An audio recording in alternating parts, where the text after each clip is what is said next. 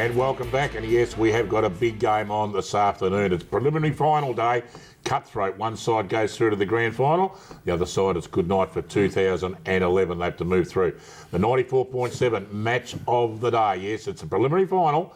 And it is the East Geelong Eagles taking on the rejuvenated Inverleigh Hawks, going absolutely ape-droppings at the moment, taking all before them with a great come-from-behind win last week, moving into their preliminary final with a big chance to go and play in a grand final next week. So, Dale, take us away, mate. Can the Inverleigh Hawks progress one step further, or can East Geelong come back after a shocker last Saturday?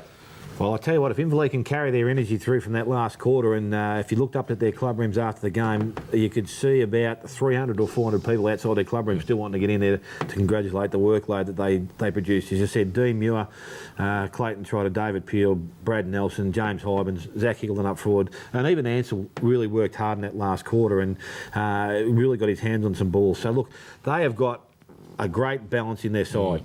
If they're going to come up against it this week, the only deficiency I can see them is going to be their backline and how they work their matchups. McHenry's going to have to go probably to Gloucester because he's a workhorse. I don't think they can play Hickleton on him because he's their bloke that they love to free up and run from behind the ball. Ling's definitely going to get the full forward in Murphy. Connors is another bloke they have to watch. Now, Hutchison might get him, but I don't know if he's got the strength, but he's got the pace over the ground. So, look, the matchups for Inverleigh are going to be really important. And I think if they can stay with them for a longer period of time, the longer they're in this game, the better they're going to have a chance to win it because they can finish the game strongly. That has been their positives for all year. They've been able to run the games out. You go back the other way, East Geelong, look, I still think, I don't know, we keep saying Scrub Lake's got to play it forward from my point of view. They've got to risk them getting the ball through the centre with their good on balls with Kyle Robinson, Ricky O'Toole, all those blokes to play through there. They've got a good mix in there. Edmondson goes in. So it's going to be a really great contest, Dick. And as I said, if you sat back and can get something like we saw on Sunday, it's just going to be a great advertisement for local footy, especially the GDFL. Yeah, I agree, Dale. And Jason, I'll come to you with exactly the same question. Can East Geelong recover? Has Inverleigh got the momentum to keep going? Well, I think Dale's right. I mean, if Inverleigh can actually get out of the blocks and start the way they did, finish the way they did last week, they're going to be close to unbeatable for any team because they had their hand on the footy, and that was the thing. They were able to control the play. They were able to kick the footy when they needed to, run the football when they needed to. Their run and carry was great, and they there's a lot of young boys in their team, but they actually stood up and didn't care about whether they just had a crack. That was the thing. I think the other good thing from Inverleigh's perspective is that Shane Stone is prepared to make some changes on the ground. He's prepared to move blokes around. He moved Hickleton forward, which worked. He kicked 4 goals. He's prepared to move other blokes around the ground and put them in positions where maybe they don't start. Like he had Forbes back and then he took him off the ground and he brought him forward again. So unlike some other teams that really stay in their structures, they're quite adaptable to what they have to do. They might have to be this afternoon because East Geelong will play the press, they'll play the zone, they'll play their structures.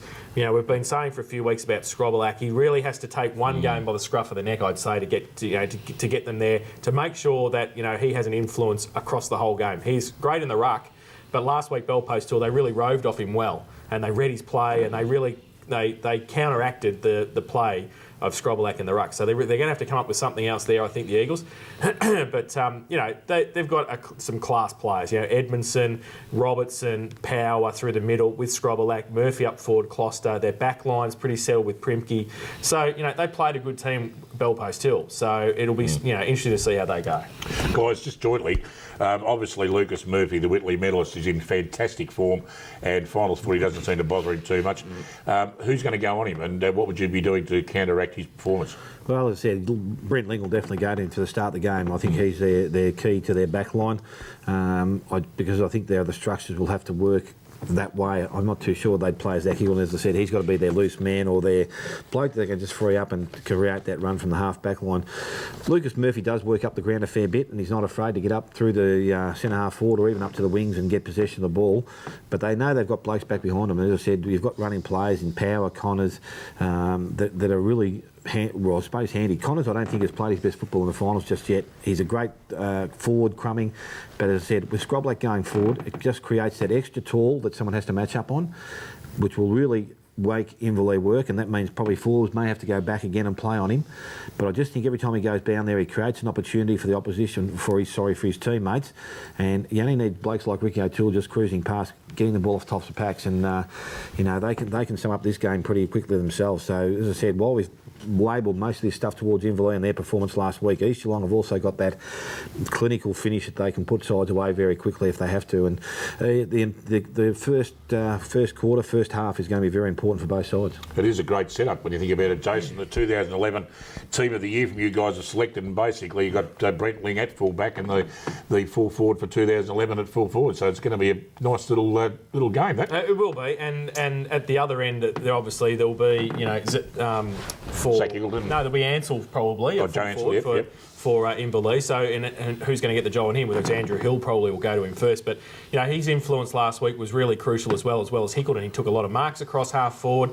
He was able to get up the ground a bit further, and he just really created a target for them, which was they were able to run and carry the footy when they needed to, but kick the ball longer as well. So it's going to be look, like all finals, it's going to be one in the midfield. Who can control the footy from the ruck contest and from the stoppages around the ground? That's who's going to win the game. The two coaches, Dale, got some interesting tactics, haven't they? Shane Stone, I would think, is more of a conservative type of a coach, whereas Scrobelak is definitely the aggressive, with a plan type of coach, and of course on-field performance. It's an interesting sort of between the two coaches, their tactics. Yeah, I think they do. They're both pretty heavy into the rotation system, so they like to get players in and out of the game. And it's amazing, you go back to those blokes that play through the middle of the ground. Your back six stay pretty normal. Your front six stay to where they are. You just get the rotations through some of these better on ballers. Now, I'm probably at the stage now where they might even throw a curly up and pay one of these good forward players like a Dean Muir, rather than giving 5 men on the bench, let him play in a forward pocket and be that extra